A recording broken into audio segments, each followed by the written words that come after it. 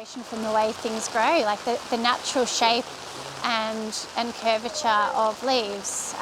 They inform the way that I... It's raining so much!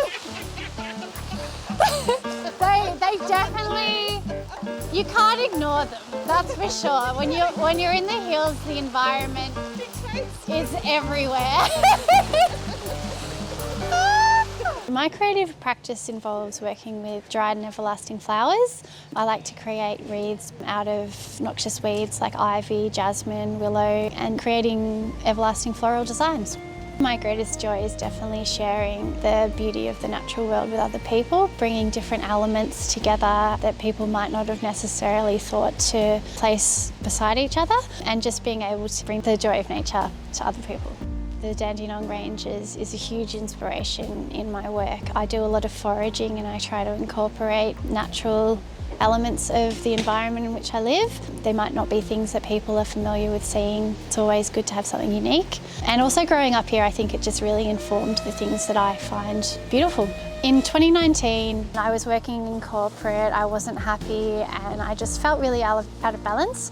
So I decided to pursue flowers and I've never looked back. Social supports, I think, are really important in, maintaining well-being. For me, I don't know what I'd do without my friends. They're more important than I can say. They've been really supportive throughout my practice as well, which I was surprised at because I wasn't even sure I was supportive of myself. I think that they're really a wonderful part of what it's all about.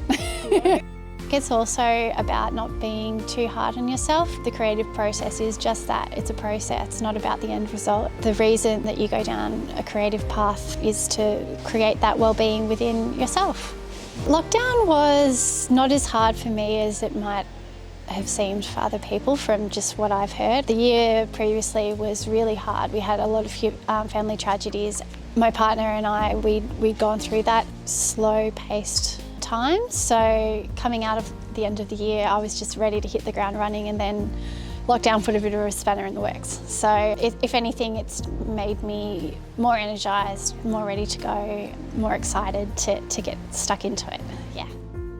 Living in the Dandenong Ranges is great because the natural environment, it's on your doorstep. The community, it's not just hearsay. People really are kind and supportive and available. The pace of life is slower, but in a good way. It's calming. The air really does smell fresh. I love living here.